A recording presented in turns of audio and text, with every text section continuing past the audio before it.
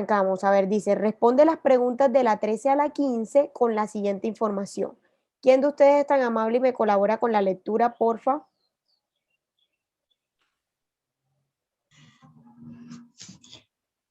Adelante, Paula. Cultivo de células madre embrionarias.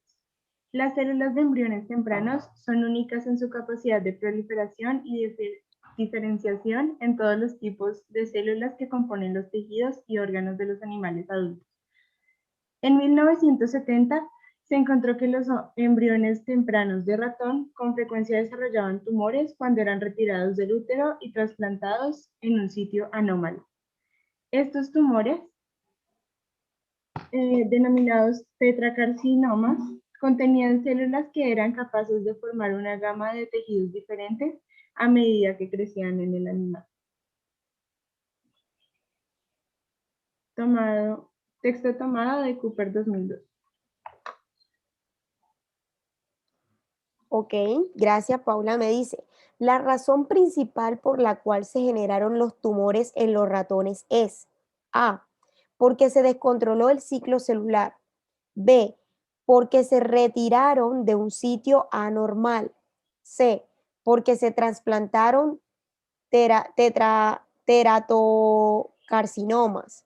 Y D, porque se inyectaron al ratón células exógenas. A ver, entonces, de acuerdo al texto, ¿cuál es la principal razón por la que se generaron los tumores en los ratones? ¿Se acuerdan que la clase anterior habíamos hablado de todo el proceso de mitosis, meiosis, ciclo celular, mecanismos de transporte a nivel de la membrana? Por eso les dejé estas preguntas de tarea. Entonces, vamos a ver por acá en el chat qué nos dicen. Por acá me dice la C y otros compañeros me dicen la A. Muy bien. Bueno, efectivamente, la respuesta correcta es la A, chicos, porque se descontroló el ciclo celular. Recordemos que durante el proceso de ciclo celular tenemos unas células que realizan mitosis y otras que realizan meiosis, ¿cierto? Las células que realizan meiosis son aquellas células sexuales, ¿listo? Y las células que realizan mitosis son todas las células somáticas de nuestro cuerpo. Ahora, en ese proceso de ciclo celular vamos a tener una serie de controles o etapas que van a revisar porque todo el proceso de replicación, transcripción, traducción del ADN se esté realizando de forma correcta. ¿Listo? Entonces, cuando tenemos un descontrol o tenemos un desfase en el proceso del ciclo celular, vamos a presentar inconvenientes. En este caso, se presenta la generación de tumores que van a generar que pues la estructura o el órgano que se esté formando no se termine de formar de la manera correcta, ¿vale? Entonces, por eso la respuesta correcta aquí es la A. Muy bien, continuamos con la pregunta 14. Dice, según el texto, una definición apropiada para una célula madre embrionaria es A, aquella que solo da origen al embrión que está gestando. B, aquella que da origen a tejidos específicos en un organismo. C, aquella que puede dar origen a cualquier tejido de un organismo. Y D, aquella que solo se encuentra a 9 meses de gestación. A ver, ¿qué me dicen ustedes?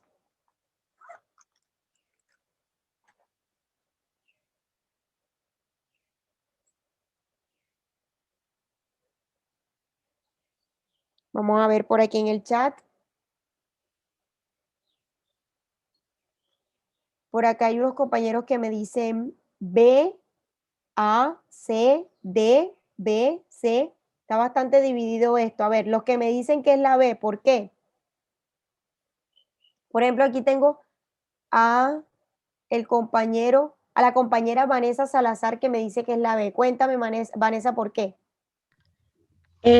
Yo digo que es la C, porque, bueno, no estoy segura, pero creo que las células madres dan origen al tejido de cualquier parte del cuerpo. Muy bien, esa es la respuesta correcta. Muy bien, Vanessa. Recordemos que las células madres dan origen a cualquier tejido de cualquier organismo. Y además, miren que aquí nos dice, según el texto, la definición apropiada es, miren lo que el texto nos menciona.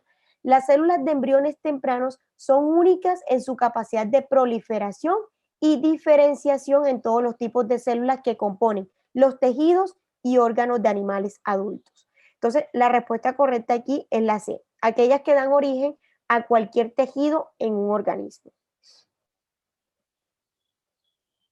Para finalizar con las preguntas de acuerdo a este texto, dice, de acuerdo a las características del cáncer, una propuesta de investigación con efectos secundarios mínimos y con el fin de eliminar o disminuir las células cancerígenas sería A.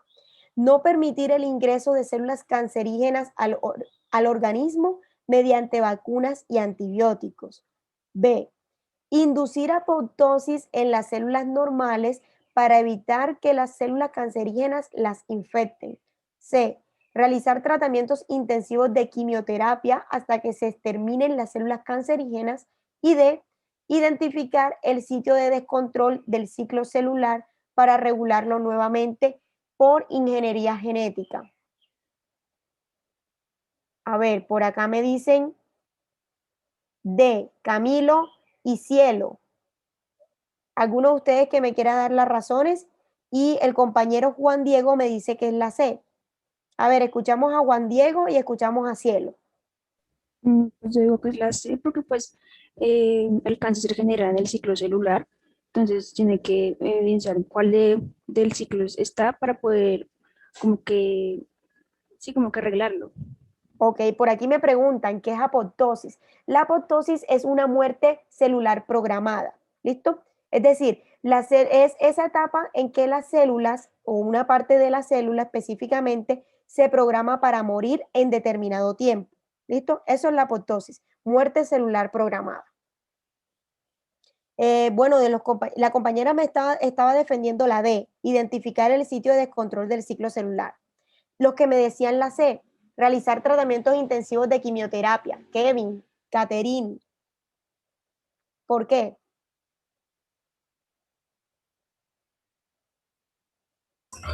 Bueno, pues yo diría que la sé, porque nos están preguntando que con el fin de eliminar o disminuir las células cancerígenas, ¿sí? Ok. En dado caso de que se tenga ese diagnóstico o esa patología. Entonces, en ese caso, el tratamiento a someter sería unos ciclos de quimioterapia que ayude a esa patología que se tiene hasta que se terminen esas células cancerígenas y que de cierta forma son malignas. Ok. Pero Bueno, también nos están diciendo que tengan efectos secundarios mínimos y como sabemos la quimioterapia tiene efectos secundarios muy fuertes. muy bien, Yacir, así es, para allá iba. Miren que ahí nos dice, con efectos secundarios mínimos y con el fin de eliminar o disminuir las células cancerígenas. Cuando realizamos procesos de quimioterapia, no se va a identificar específicamente las células cancerígenas. El proceso se hace en un lugar específico, pero que también barre o elimina todas las células normales y saludables que estén en ese sitio. No solo va a eliminar las células cancerígenas. Entonces allí no estaríamos reduciendo tanto los efectos secundarios mínimos. En cambio, cuando nosotros logramos identificar el sitio donde se está generando ese descontrol o ese desequilibrio a nivel celular, podemos regularlo, podemos establecer una estrategia a través de ingeniería genética e ingeniería médica para poder contrarrestar esos efectos secundarios y de esta forma sí atacar en mayor proporción las células cancerígenas sin eliminar tanto mi población de células que están saludables. ¿Listo? La respuesta correcta allí es la D. Bueno, entonces vámonos con la siguiente pregunta. Pregunta 16 y 17.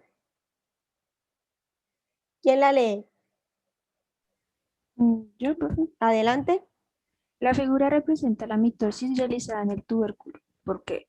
A. A partir de una célula de tubérculo se forman 4. B. A partir de una célula asexual se generan 4 células sexuales. C. Muestra un mecanismo de reproducción asexual donde la semilla germina. Y D. Muestra un mecanismo de reproducción sexual donde se forman las semillas. Ok, entonces miren, representa la mitosis. Recordemos que la mitosis es ese proceso que se lleva a cabo ese proceso de reproducción donde tengo, bueno, la mitosis se da en la reproducción sexual o asexual para definir esa parte. Porque miren que las Asexual. asexual, ¿cierto? Entonces, todas las opciones que tengan células sexuales las voy descartando. O sea, descarto la B y descarto la D. Me quedo con la A y la C. A ver. Entonces, me dice que por qué esta figura representa la mitosis. Sexual sería meiosis, ¿verdad? Ujú.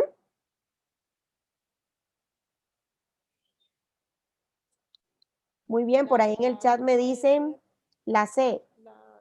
¿Por qué? Kevin, ¿por qué la C?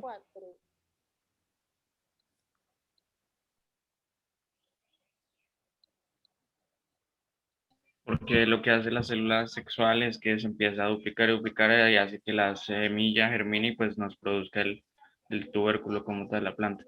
Ok, miren, cuando hablamos de mitosis hablamos de reproducción asexual, ¿cierto? Y en este caso, lo que nos muestra aquí es que el tubérculo, la semilla del tubérculo, se reproduce de forma asexual germinando, ¿cierto? Y por eso obtenemos al final, miren, 4 células hijas idénticas. Recordemos, mitosis de una célula madre, obtengo 4 células hijas igualitas. Igualitas. Meiosis, la célula madre se divide en 2 y las células hijas solamente contienen la mitad del material genético de la célula madre. ¿Vale? Pregunta 17.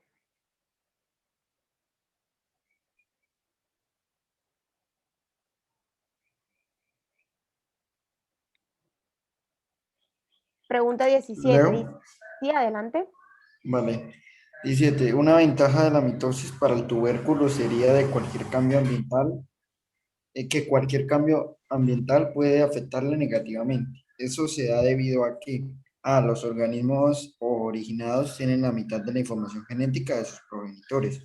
B, los organismos generados son idénticos a los progenitores y con igual adaptación al entorno. C, los nuevos organismos serán consumidos por herbívoros para iniciar la red trófica en el ecosistema. Y D, los tubérculos normalmente no soportan cambios en la presión atmosférica y en la actividad de agua. Ok, entonces una desventaja de la mitosis. Por aquí me dicen B, B, C, A.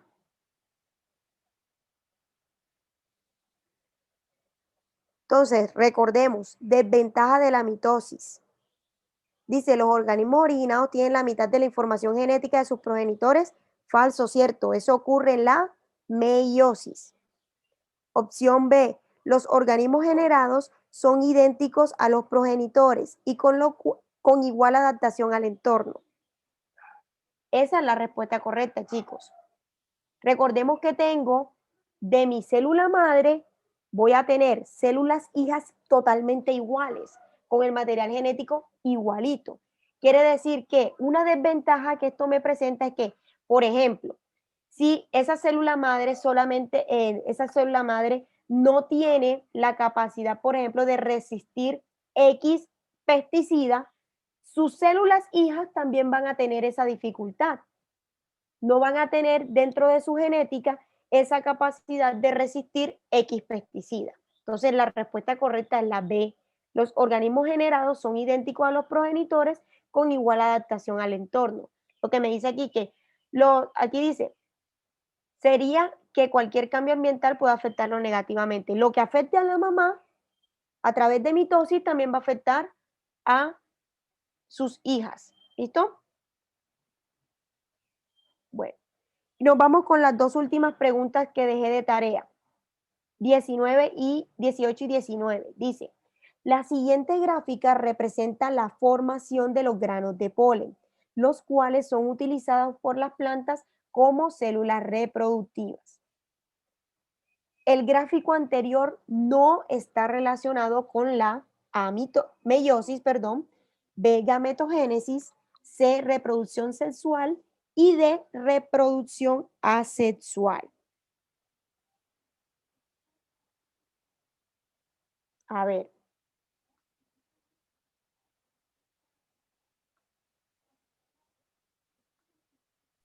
Profe, ¿me puede recordar qué es la gametogénesis?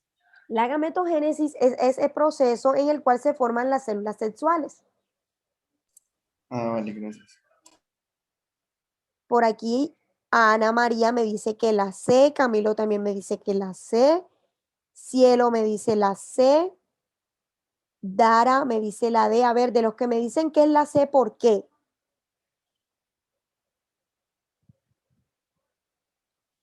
¿Por qué? Y ya otros Yo, compañeros por allá colocan la D. pues yo Cuéntemelo. diría que la C no puede ser porque ahí en el gráfico de hecho vemos la palabra meiosis y meiosis se Exacto. relaciona con la reproducción sexual. Muy bien, entonces descarto, miren, si me está hablando de meiosis, obviamente descarto la A, porque mire que ahí el gráfico me lo muestra clarito. Y si hablamos de meiosis, también estamos hablando de reproducción sexual. Descarto la C.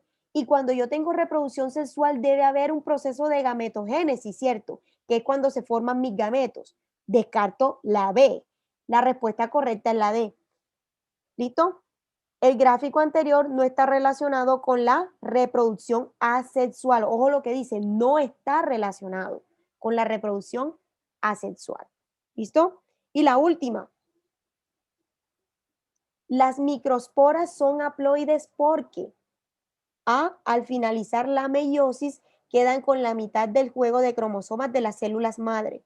B, las anteras realizaron una división celular previa donde se generaron dos células idénticas, 2N. Y C, al finalizar la meiosis, quedan con el doble del juego de cromosomas de las células madres. D, poseen una tercera parte de la información genética proveniente de los microesporangios.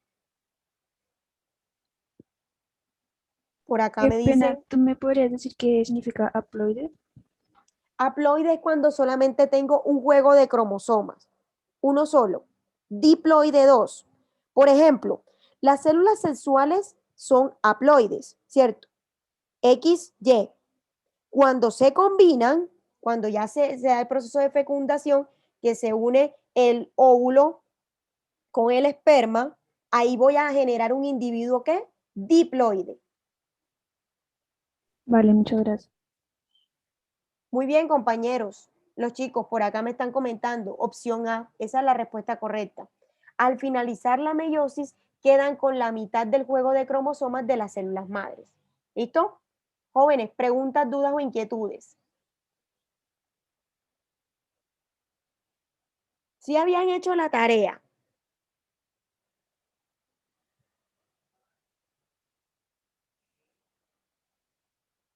Ah, ok, por aquí me dicen obvio, profe.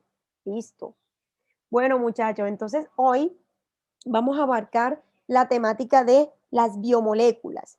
¿Listo? Entonces, recuerden que estamos trabajando la temática, respondemos las preguntas que están alusivas a esa temática en el documento y así vamos avanzando, ¿vale? Entonces, me voy a devolver en el documento a la página 22 para trabajar la temática de las biomoléculas.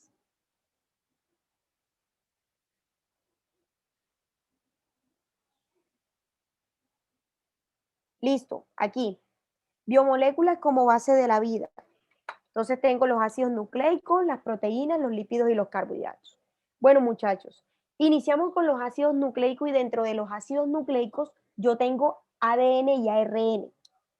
Ahora, ADN, ¿qué significa? Ácido desoxirribonucleico. Ya sabemos que es el que contiene toda la información genética de los seres vivos y que es capaz de generarse o de producirse de una generación a la siguiente, transferirse de una generación a la otra. ¿En dónde encontramos el famoso ADN? Hombre, dentro de los cromosomas en el caso de las células eucariotas. Mientras que las células procariotas, como el caso de las bacterias, ese ADN lo encontramos en el nucleoide, que es una estructura o una organela que hace como si fuera las bases o la función del núcleo en el caso de nuestras células eucariotas. ¿Listo? Ahora, chicos, dentro de los organismos o de las células procariotas también podemos encontrar ADN circular o dispersos allí en el citoplasma. Entonces, En los procariotas no solamente encontramos ADN en el nucleoide, sino también que lo podemos encontrar en el citoplasma en forma circular. Mientras que en las células eucariotas el ADN siempre va a estar empaquetado en los cromosomas. ¿Listo? Ahora, tenemos unas bases nitrogenadas que se organizan o se unen a través de enlaces de puentes de hidrógeno. Entonces tenemos 4 bases nitrogenadas para el ADN. La adenina, que se representa con la letra A, la guanina, la citosina y la timina. Ahora, ¿cómo se aparean o cómo se enlazan estas bases nitrogenadas? La adenina siempre se va a unir con la timina, siempre, en términos de ADN. Y la guanina siempre se va a aparear con la citosina. ¿Listo? Y a través de puentes de hidrógeno, que pueden ser dobles o triples, se da esta unión entre estas bases nitrogenadas. Dice, las 2 hebras de las bases nitrogenadas que forman la doble hélice, como acabamos de mencionar, son complementarias y van en dirección 5'3'. Una hebra se denomina sentido y la otra va en dirección 3'5' que se denomina antisentido. Ahorita que estemos en el proceso de replicación, transcripción y traducción del ADN, vamos a mirar eso de 5'3' y que es una hebra sentido y una hebra antisentido. Entonces, aquí Señor, tenemos... una pregunta. Adelante. ¿Sí te escucho? Entonces, el uracilo, bueno, a mí me han hablado del uracilo, pero no sé en qué quedaría. El El uracilo uracilo cambia es con en la RNA. timina El y es uracilo en es el en ADN. RNA. O en el ARN, como acá escribieron. ¿Listo? Por aquí me preguntan, en las procariotas el ADN está en el nucleoide y en dónde más? En el citoplasma. ¿Listo? Me preguntan, en las procariotas el ADN se encuentra en el nucleoide, pero también encontramos fragmentos de ADN de forma circular que está inmerso en el citoplasma de la célula procariota. ¿Listo? Y el uracilo es la base nitrogenada que encontramos en el RNA. En vez de timina, vamos a encontrar uracilo. Ahorita que lleguemos allá, te darás cuenta, ¿listo? Bueno, entonces aquí tenemos la estructura pues, de las bases nitrogenadas. Miren aquí, miren los puentes de hidrógeno y la estructura como tal de las bases nitrogenadas. Entonces, ¿cómo están conformadas estas moléculas de bases nitrogenadas? El ADN está conformado por 3 moléculas fundamentales. Las bases nitrogenadas, que son adenina, guanina, citosina y timina, un azúcar, que en este caso es desoxirribosa, es esta que ustedes ven aquí, en forma como si fuera 1, 2, 3, 4, 5, que tiene 5 lados. ¿Listo? Por eso se llama ácido desoxirribonucleico, porque el azúcar que tiene presente es una desoxirribosa. Y un grupo fosfato, que es el que ustedes observan aquí de forma circular, ¿vale? Esa es la estructura de la molécula de ADN.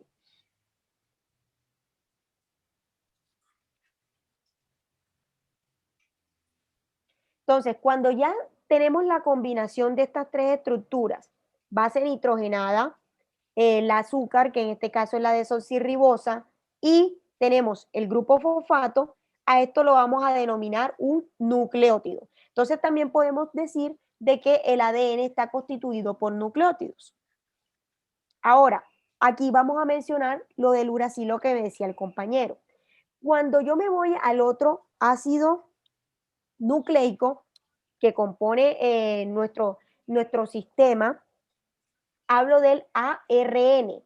Entonces ya aquí tengo ácido ribonucleico, es decir, que la molécula de ARN o de RNA, que es lo mismo, solo que las siglas están en inglés, está conformada por las bases nitrogenadas, que ahora son adenina, uracilo, citosina y guanina.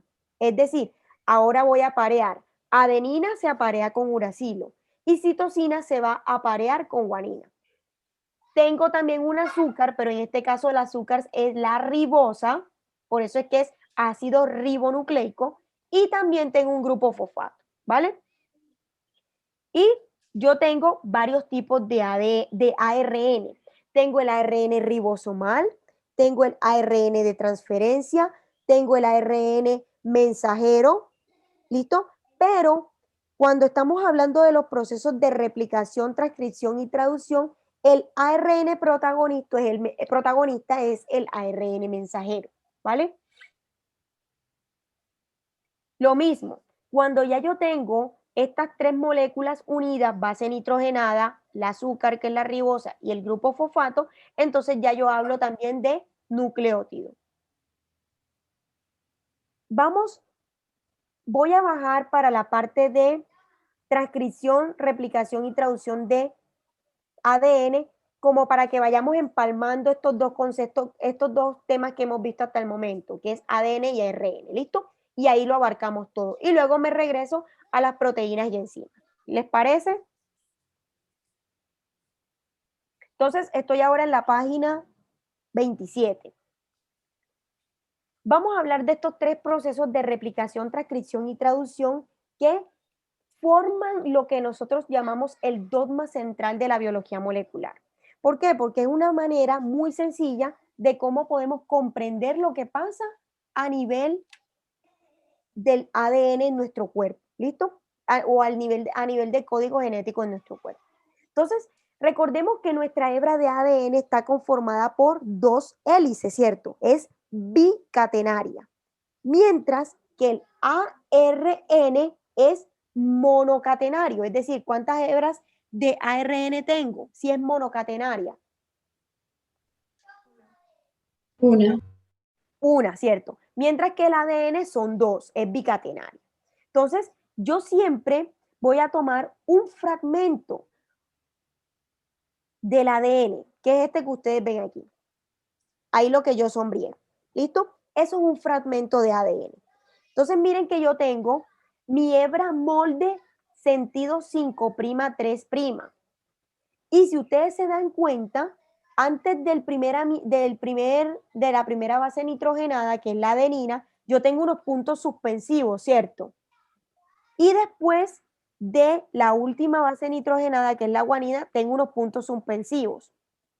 Esos puntos suspensivos al inicio y al final me indican que yo he tomado solo un fragmento de ADN. ¿Por qué? Porque la cadena es enorme. ¿Qué significa 5' y 3'? Es el sentido en el que se mueve o el sentido en el que se va realizando el proceso de replicación, transcripción y traducción de la hebra de ADN. ¿Listo? Y eso de 5' y 3' es porque el ADN está cargado eléctricamente, carga positiva y carga negativa. Y cuando ya a nivel de laboratorio estamos haciendo una extracción de ADN, que necesitamos hacer un corrido para que nos muestre las bandas de ADN, como está cargado, entonces eso nos ayuda a ver de qué lado o a qué extremo corresponde el cable que va en el sentido o con la carga positiva y el que va con la carga negativa. ¿Listo? Entonces, tomo mi fragmento de ADN, que es este que yo tengo aquí, conformado por dos hebras. Tengo mi hebra molde sentido y mi hebra molde antisentido. Yo me pregunta, entonces, 5', 3' es en el sentido siempre. Sí, esa es la hebra molde sentido, es decir, es la que va siempre adelante. O la hebra líder. Mientras que la que va 3', 5', que es la hebra molde antisentido, también se le llama cadena atrasada o rezagada. ¿Por qué? Porque va un poquito más atrás. Entonces, voy para mi primera etapa, que es la replicación. En mi replicación de ADN, ¿yo qué hebra voy a tomar? Tomo siempre, ojo, siempre voy a tomar la hebra molde. ¿Listo? La que estoy acá, la hebra molde. Que en este caso, esa hebra molde vendría siendo la hebra molde antisentido o la que va atrasada. Usted me lo prestó. Yo la voy a copiar y la voy a pegar. Por ahí alguien tiene el audio activo. Yo voy a copiar. O sea, yo por ahí ensayé algunos y a ver, Susana. Escúcheme, que yo no lo he cogido. Un momentico por acá. Listo, ya. Entonces, chicos, miren, yo voy a tomar así tal cual mi hebra molde antisentido, 3', 5'. La voy a copiar y la voy a pegar aquí, igualitica. Si quieren, confirmen.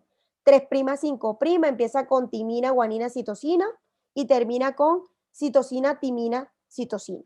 Igualita la copié y la pegué. Esa hebra molde antisentido, ahora, ¿qué nombre va a recibir? Hebra molde. ¿Listo? Cuando ya yo tengo mi hebra molde, a esa hebra molde yo le voy a hacer complementariedad de bases. Y esa hebra molde, esa nueva hebra que se va a generar de la complementariedad de bases es la que yo voy a llamar hebra hija. ¿Y en qué sentido hago esa complementariedad de base? En el sentido opuesto, 5', 3'.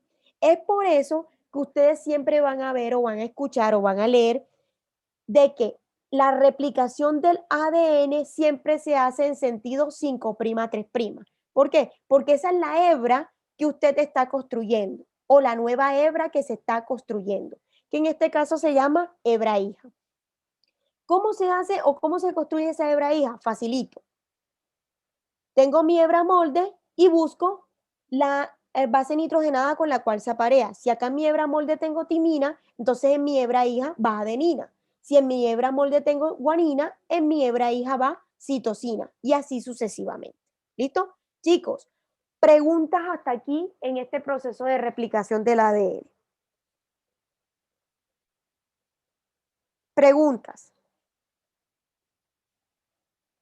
Preguntas. En eso hay un orden de, o sea, como un patrón. Un patrón para iniciar. O sea, como para hacer el segundo. Está el molde para hacer el otro. Para hacer la hebra Hay que seguir hija. un patrón. Para hacer la hebra hija. No sé, es que hay una hebra molde. Usted dijo, hay una hebra molde que es la que siempre va a estar. Ajá, esa que está subrayada. Listo. Entonces, a uno le toca hacer la segunda. Haces la complementariedad de Entonces, base y esta es tu hebra hija. ajá, pero hay un patrón para hacerla. Claro, el patrón es que es la complementariedad de base, o sea, que sea complementaria. Tengo mi hebra molde, que es la que tengo sombreada. ¿Cómo hago la hebra hija? Hombre, ya sé que mi hebra hija siempre va en sentido 5', 3'. ¿Y cómo sé cuál es la base nitrogenada que corresponde? Porque debe aparearse con la base nitrogenada de la hebra molde. Mira que mi hebra molde inicia con timina. ¿Y cuál es la base nitrogenada que se aparea con la timina? Adenina. La adenina, ¿cierto? Por eso es que mi hebra hija inicia con adenina. Luego viene la segunda base nitrogenada de mi hebra molde, que es guanina. Entonces, acá mi segunda base nitrogenada en la hebra hija, ¿cuál debe ser? La que se aparea con la guanina, que es la citosina, ¿cierto? Mira. Luego viene una que se aparea con citosina, guanina. Citosina otra vez, guanina. Aquí tengo adenina, timina en la hebra molde. Y acá en mi hebra hija, entonces, ¿qué debo colocar yo? Adenina, que es la base nitrogenada que se aparea con la timina. ¿Listo? Sí, o sea, que la adenina se aparea con la timina y la guanina con la citosina y Sí. así. Y exacto, mira, adenina con timina y timina con adenina. Citosina se aparea con guanina, pero la guanina se aparea con la citosina. ¿Listo? Sí, ya, gracias. Vale. Entonces, listo, mi replicación, tengo nuevamente mi doble cadena de ADN. Listo. Una que es la hebra molde y la otra que es la hebra hija. Ahora me voy al proceso de transcripción. ¿Qué hago en mi proceso de transcripción? Es cuando yo voy a pasar de ADN a ARN. Entonces, ¿qué hago? Transcribo la hebra hija. Yo voy a copiar y pegar, así tal cual, la que está sombreado, esa es mi hebra hija. Yo la copio tal cual, igualitica, y la pego acá, en mi proceso de transcripción. Igualita. Pero ¿qué pasa, muchachos? Que ahora yo voy a transcribir de ADN a ARN. Y cuando yo paso a ARN, yo tengo un cambio en mis bases nitrogenadas, ¿cierto? Y el cambio se da en que ya yo no puedo utilizar timina, sino que tengo que utilizar, ¿qué? Uracilo, ¿cierto? Y miren que aquí lo dice. Aquí está, se complementa, la complementaria se cambia a timina por uracilo, ¿vale? Entonces, ¿qué pasa? Que ahora que yo voy a hacer la transcripción aquí, tengo mi hebra hija igualita, 5', 3', ahora mi hebra de ARN mensajero va 3', 5'. ¿Cómo lo hago?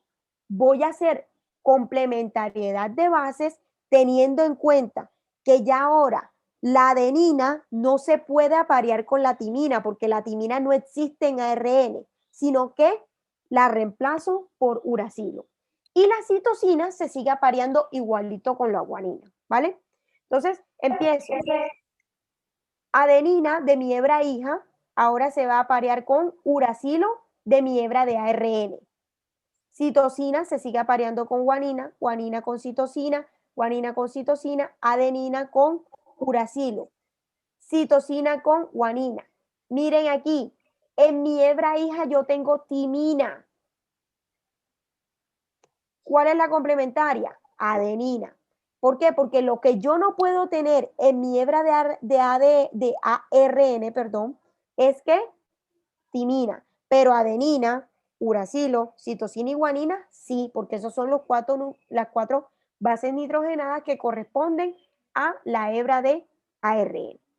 ¿Está claro el proceso de transcripción, chicos? Señora, una pregunta, y en el caso de que eso se transcribiera mal de alguna forma es lo que se conoce como una mutación, ¿sí? Exacto, sí. Si hay errores aquí en la transcripción, entonces se puede generar mutaciones. Ojo, nosotros también tenemos unos puntos de control en todos estos procesos y tenemos unas enzimas que se encargan de controlar o que de seguir o de vigilar, mejor dicho, que se esté realizando de forma correcta. Si en esos puntos de control no se detectan los errores, es lo que vamos a obtener mutaciones. Pero si los errores se detectan, ¿qué pasa? ¿Qué creen que pasa?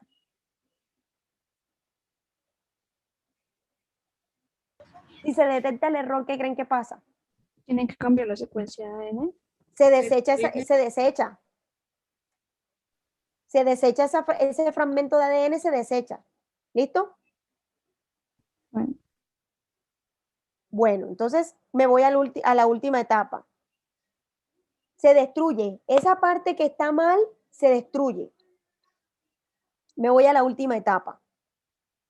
Traducción. Miren, ¿qué pasa ahora? Es el paso de ARN mensajero a codones. ¿Qué son los codones, muchachos? Son tripletes de nucleótidos, es decir, son grupitos de A3 de bases nitrogenadas. Entonces, miren, subo aquí. Tengo mi hebra de RNA que empieza en 3' y empieza con UGC y termina con CUC, 5'. Yo la voy a copiar así igualitica. La copio y la pego acá. Es la misma. Empieza con 3' UGC y termina con CUC 5'. ¿Qué es lo que hay diferente aquí? Que está separado, ¿por qué? Por una barra inclinada o por un slash, ¿cierto? Esa separación con esa barra inclinada, ¿por qué se da? Para poder formar los famosos codones o tripletes de nucleótidos. ¿Listo? Y estos codones o tripletes de nucleótidos son los que se van a convertir en aminoácidos. Los aminoácidos son los que me forman proteínas, que al fin de cuentas son las que se encargan de elaborar o de producir estructuras en mi cuerpo, en sistema óseo, una estructura muscular, se encargan de defender el cuerpo, ¿listo? Entonces, las proteínas, al fin de cuentas, son nuestro producto final, ¿vale? Ahora, tengo aquí igualito y separé por barras inclinadas, es decir, para formar los codones o tripletes. Profe, déjeme aquí, leo aquí, dice, profe, a mí me están dando ese tema en el colegio, hay algunos códigos que no pueden estar juntos y se coloca stop si no estoy mal. Sí, ya voy para allá. Ese es el codón de stop y los codones de stop, y hay uno que es de inicio, ya los mencionamos, ¿listo? Entonces, ahora, ¿cómo puedo yo obtener esto que está subrayado? Miren que ya no hablo de 3', 5', sino que hablo de N terminal, punto suspensivo, C terminal.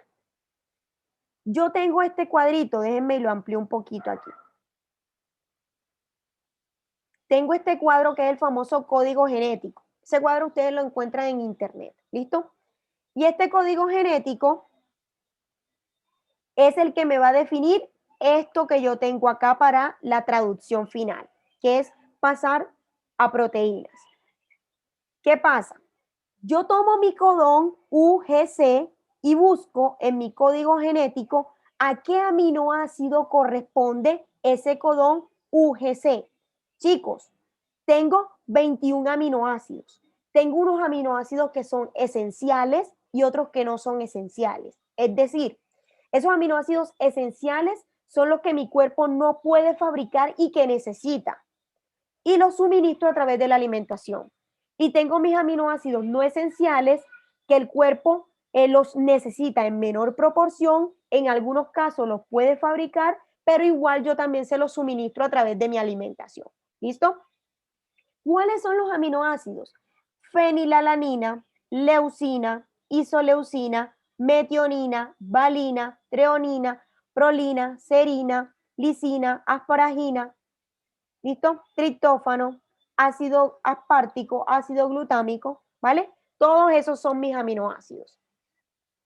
Y yo voy a empezar a ver cuál es el aminoácido que corresponde para mi primer codón.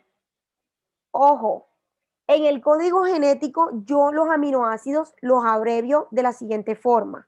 Pueden estar abreviados por una letra o pueden estar abreviados por las 3 primeras letras.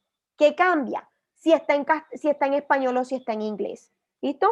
Por ejemplo, la cisteína, si estuviera en inglés, fuera CYS. Pero aquí lo tenemos en castellano, afortunadamente. ¿Listo? Empiezo. Codón UGC, ¿qué aminoácido corresponde? Busco acá mi tablita, el codón UGC, bueno, aquí me dice que es para cisteína. Vamos a buscar dónde está la cisteína. Y efectivamente, miren que aquí tengo, en la última columna, tengo cisteína que puede tener 2 codones, UGU, y también puede ser el codón UGC, que es el que yo tengo acá. ¿Listo? Y ya sé que este codón corresponde para qué aminoácido, para cisteína. Me voy con el segundo codón. Me dice que corresponde para leucina. El codón es CUG. Vamos a buscar leucina. Miren que aquí leucina tiene UUA, UUG, CUU, CUC,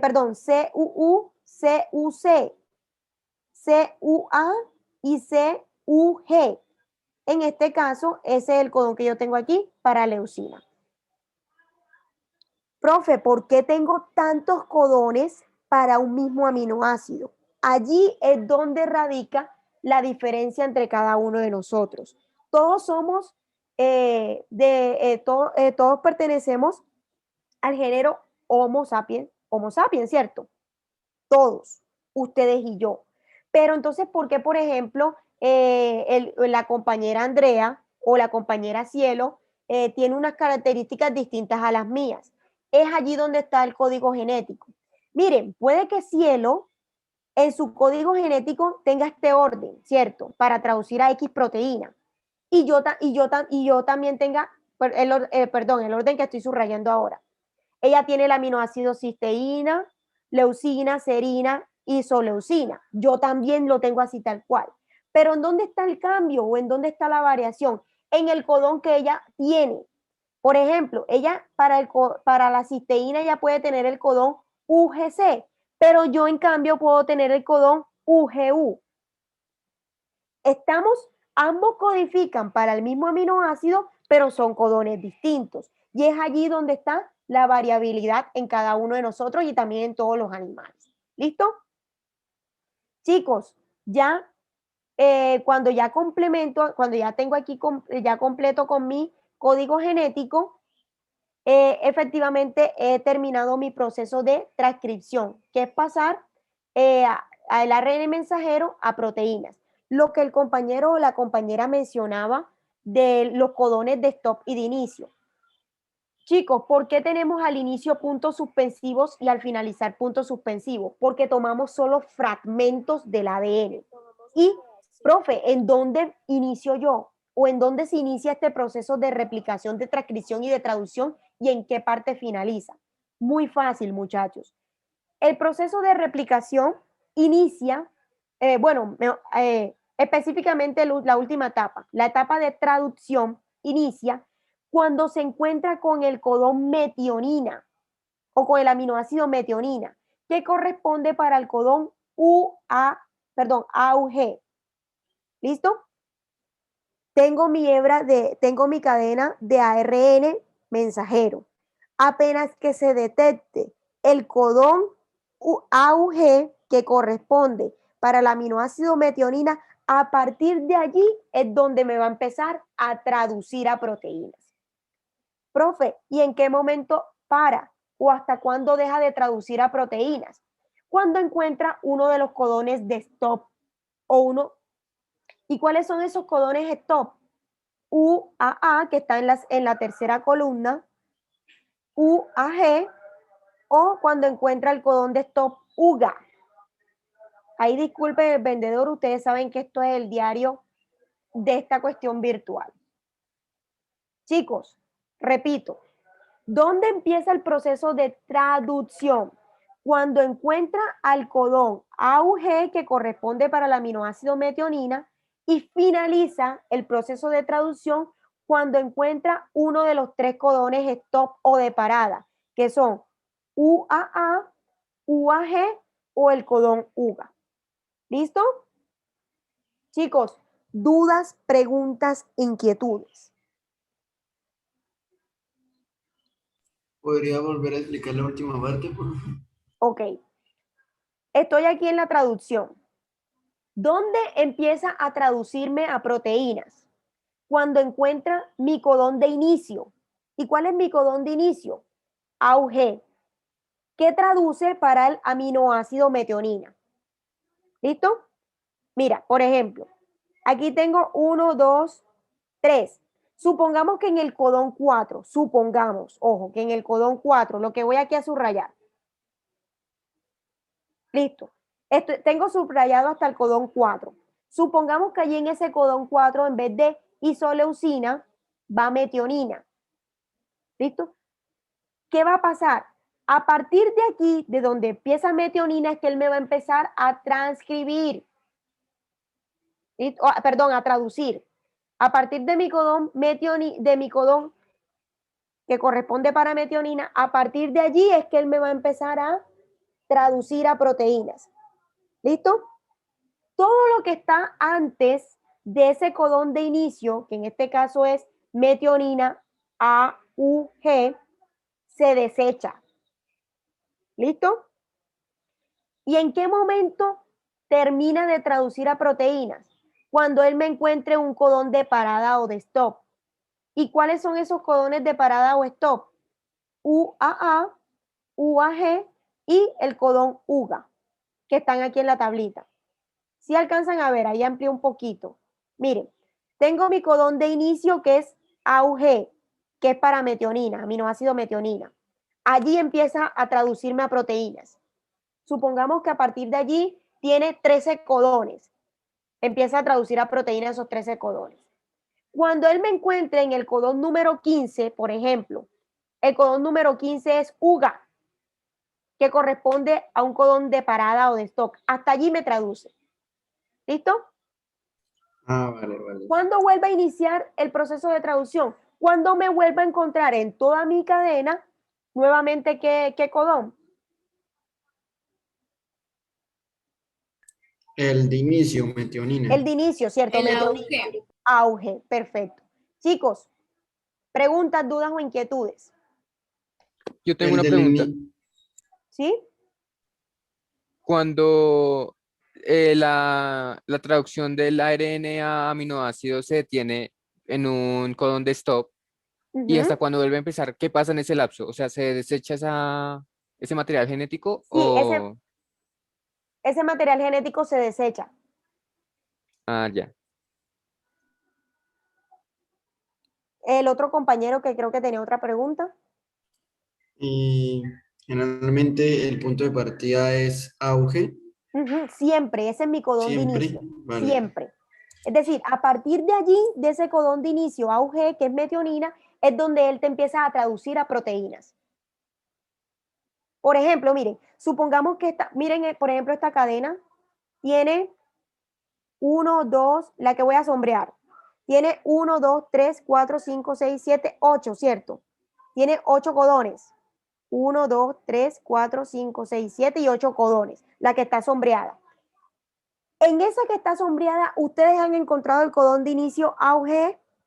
Allí no está, ¿cierto? No, señora. No está. Quiere decir que esa parte de ADN, eso no se va a traducir a proteína. ¿Por qué? Porque yo no tengo mi codón de inicio. Supongamos, aquí tengo 8, ¿cierto? Supongamos que la cadena continúa y en el codón número 10 está el codón auge, que es el de inicio. A partir del codón 10, que es auge, es donde él me va a empezar a traducir a proteínas. Y todo lo que está del codón 10 para atrás se va a desechar.